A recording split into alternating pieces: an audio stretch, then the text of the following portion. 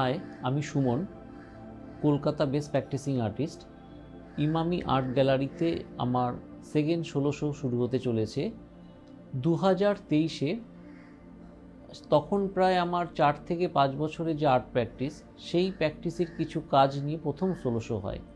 তখন আমার আর্ট প্র্যাকটিসের যে মূল বিষয়বস্তু তা ছিল অনেকটা নিজেকে নিয়েই।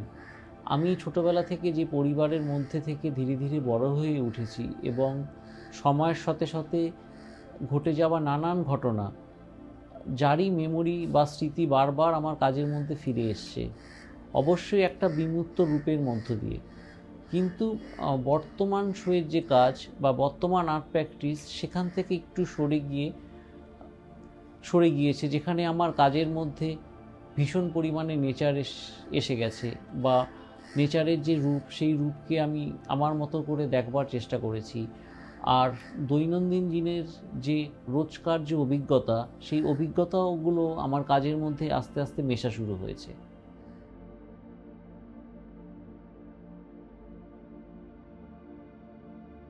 আমার আগের যে কাজ, সেই কাজের মধ্যে আমি একটা বেশ বড় লার্জ ফ্রেম বা একটা বড় ক্যানভাস জুড়ে কাজ করতাম, কিন্তু বর্তমান কাজে সেখান থেকে কিছুটা শিফট হয়ে অনেকগুলো ছোট ছোট কাজ মিলিয়ে হয়তো একটা বড় ফ্রেম তৈরি হচ্ছে। সেক্ষেত্রে সে কাজটা যখন আমি শুরু করছি, কাজটা শুরু করার সময় তো একটা বেসিক চিন্তাভাবনা থেকে কাজটা শুরু হয়, এবং কাজটা যত চলতে থাকে, কাজের সাথে আমার যত সম্পর্ক গভীর হতে থাকে, সেখানে অনেক কিছু এসে আবার যুক্ত হতে থাকে, তার সাথে সাথে অনেক জিনিস সেখান থেকে আবার সরেও যেতে থাকে। এইভাবে যখন একটা কাজ 1.5 থেকে 2 মাস ধরে কমপ্লিট হওয়ার পরে ওই কাজ আমাকে অনেক কিছু শিখিয়েও দেয়। এবং এই যে নতুন কাজ, সেই কাজে আমার আগের ছবিগুলোতে যে কালার যে আমি ইউজ করতাম, সেখানে হয়তো খুব বেশি কালারের ব্যবহার ছিল না।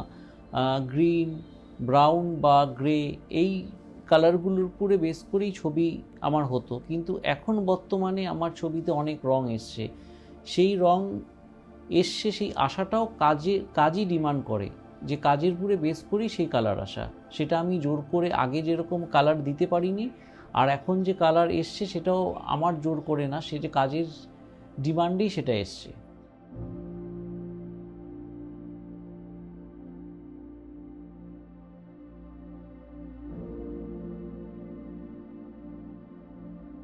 এখানে এমনও দুটো কাজ রয়েছে যেখানে আমি নেচারের ভিন্ন দুটো রূপকে আমি দেখিয়েছি।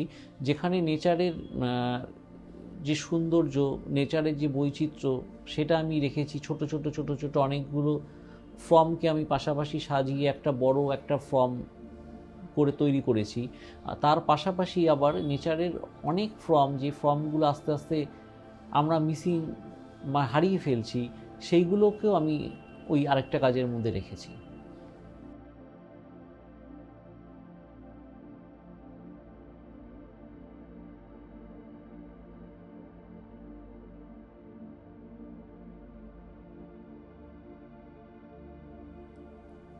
আমার দৈনন্দিন লাইফে যে আমার রোজ নতুন নতুন যে আমি অভিজ্ঞতা সঞ্চার হয়, সেখান থেকেও আমার কাজ কিছু উঠে আসে।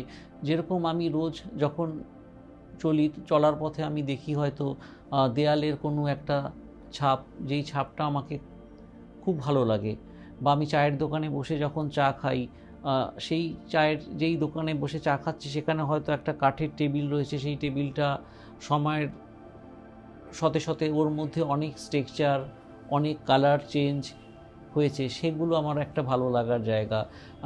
তার পাশে কোনো ওয়ালে হয়তো কোনো পোস্টার লাগানো ছিল, সেটা উঠে গিয়ে আবার নতুন পোস্টার লাগছে, আবার তার উপরে আবার নতুন পোস্টার লাগছে। এই যে লেয়ারের পর লেয়ার একটা তৈরি হচ্ছে, সেই জায়গাগুলো আমার কাছে খুব ভালো লাগার জায়গা। বা আমাদের আশেপাশে এরকম অনেক অবজেক্ট এখানে সেখানে পড়ে থাকে, যে অবজেক্টগুলো আমাকে কাজ করতে সাহায্য করে। আমি যেহেতু একটা শহরের মধ্যে রয়েছি, আমি ছোটোবেলা থেকে এখন অবধি আমি প্রতিনিয়ত দেখছি আমার চারপাশটা যেভাবে আমরা চেঞ্জ হচ্ছে, মানে আমি দেখছি আমার চোখের সামনে বাড়ি, আজ একটা ছোট বাড়ি, সেই বাড়িটা ভেঙে পরবর্তীকালে আরেকটু বড় বাড়ি হচ্ছে, বা তার পরবর্তীকালে সেটা ভেঙে আরও বড় বাড়ি হচ্ছে। এই যে কন্টিনিউ যে একটা জার্নি, যেটা আমি চোখের সামনে ছোটোবেলা থেকে দেখে আসছি, সেই দেখাটাও যেন আমার ছবিতে রয়েছে। এই শোতে আমার একটা কাজ রয়েছে যার নাম আমি জার্নি রেখেছি, যেখানে আমি দেখিয়েছি যে কাজের ছোট ছোট 3টে পার্ট রয়েছে, যেখানে একটি পার্ট লম্বা, একটি পার্ট যেটা একটা নৌকোর ফর্মে রয়েছে, তার একটা পার্ট, আরও দুটো ওপরে দুটো ছোট ছোট পার্ট রয়েছে, যেখানে একদিকে রয়েছে একটা গ্রিন জগৎ, আরেক দিকে রয়েছে যে এই নেচারটা বা এই গ্রিন জগৎটা ক্রমাগত কীভাবে ধীরে ধীরে চেঞ্জ হচ্ছে। ওই যে জার্নিটা, এই জার্নিটা আমি কাজটার মধ্যে রাখতে চেষ্টা করেছি। আমার কাছে বর্তমান সময়ে দাঁড়িয়ে যেটা মনে হয় যে আমার ছবি কতটা বিমূর্ত রূপ পেল, তার থেকে আমার কাছে যেটা এখন সবথেকে বড় হয়ে দাঁড়ায় আমার অন্তরের অনুভূতির বহিঃপ্রকাশটা, সেটাই আমার কাছে সবথেকে বড়।